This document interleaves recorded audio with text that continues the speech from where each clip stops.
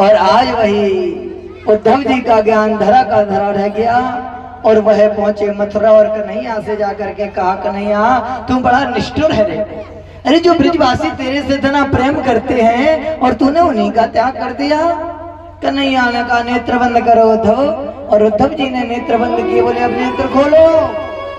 जैसे ही नेत्र खोले ना तो चारों तरफ बछड़ा गोपी ग्वाला सब दिखाई दिए। आज वही प्रेम की परिभाषा पढ़ानी थी उद्धव को। प्रेम की परिभाषा बढ़ा दी। सुखदेव जी कहते कि राजन थोड़ा सा समय निकला और कंस की वह दो पत्नी थी, अस्ति और प्राप्ति, जो कि जरासंध की दोनों बेटी थी।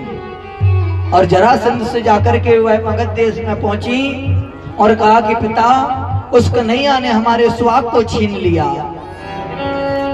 आज वही जरासंध ने चढ़ाई कर दी, और जैसे ही चढ़ाई की, एक बार युद्ध हुआ चला गया, 5 बार हुआ चला गया, 10 बार हुआ चला गया। बलराम जी ने कहा उसे मार क्यों नहीं देते? कन्हैया ने कहा वो आधा काम मेरा करता। क्या आधा काम? बोले मैं उसे जीवित छोड़ देता हूँ, वो जाता, सबको इकट्ठे करके यहाँ लाता, मैं मार देता, मुझे कहीं जाना नहीं पड़ता। और कहीं मैं इसे मार दूंगा तो फिर मुझे ढूंढ ढूंढ करके मारने पड़ेंगे। तेरी इच्छा, जैसा तुझे करना सो कर। बलराम जी ने बोल दिया। सुखदेव जी कहते कि राजा, आज भाई 16वीं बार हो गया और 17वीं बार जैसे चढ़ाई की तो ब्राह्मणों को बैठा दिया और कहा सुनो, कहीं इस बार आ गया तो तुम्हारे शीश काट दूंगा, और कहीं इस बार जीत गया तो तुम्हें आप पैसा दूंगा कि कभी प्रोताई कर्म करने की जरूरत नहीं पड़ेगी। ब्राह्मण ये नहीं कहते कि कन्हैया हार जाए, ये नहीं कहते जरासंध जीत जाए। क्या कहते? कन्हैया तुम्हारे हाथ हम ब्राह्मणों के प्राण, तुम्हारे हाथ हम ब्राह्मणों के हाथ। बस ये भजन चल रहा है। कन्हैया युद्ध करते करते रण छोड़ करके भागने लगे ब्राह्मणों के कारण। आज वही कालियावन पीछे गए, रे मूर्ख कहां जा रहा, पहले मेरे से युद्ध कर। और मेरे परमात्मा उस गुफा में गए जहां महाराज मुचकुंद लेटे हुए थे। मेरे कन्हैया ने अपना पीतांबर महाराज मुचकुंद के ऊपर डाल दिया और साइड से खड़े हो गए। कालियावन ने सीधे पैर से प्रहार किया।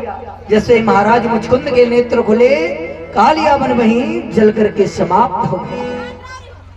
आज कन्हैया ने विश्वकर्मा को बुलाया और वह माया को बुलाई और कहा कि समुद्र के ऊपर एक मायावी नगरी बसाओ। और वह नगरी बन करके तैयार हुई, जिसका नाम द्वारकापुरी रखा गया। सुखदेव जी कहते कि राजन थोड़ा ही सा समय निकला और वह रेवत नाम के राजा थे त्रेता के, और ब्रह्मा जी की सभा में पहुंचे। सभा शुरू ही हो रही थी। जैसे सभा समाप्त हुई, ब्रह्मा जी से कहा बताओ महाराज, मेरी बेटी के लिए कोई वर नहीं मिल रहा है। ब्रह्मा जी ने कहा कब से आए? बोले जब से आपकी सभा शुरू हुई। ब्रह्मा जी ने कहा एक युग निकल गया, दूसरा भी निकलने वाला है, जल्दी आओ। द्वापर में वसुदेव जी के पुत्र जिनका नाम बलराम है, और बलराम की साथ अपनी बेटी रेवती का विवाह संपन्न कर देना। वही रेवत नाम के राजा आए और रेवत नाम के राजा ने रेवती नाम की कन्या बलराम जी को विहाई गई, और वह बलराम जी के साथ विवाह संपन्न हुआ। त्रेता की बेटी और द्वापर में विहाई गई। अरे कन्हैया की तो ऐसी बहू है, कन्हैया की तो एक पटरानी ऐसी है कि सतयुग में जन्म लिया, सतयुग में जन्म लिया और त्रेता में बड़ी हुई और द्वापर में आकर के कन्हैया से विवाह हुआ। ऐसी है। हाँ, संपन्न विवाह हुआ, समय निकला। सुखदेव जी कहते कि राजन, राज भीष्म को नामम निंदायाम महान तस्या पंच भवे पुत्र कन्निका च वरदेना।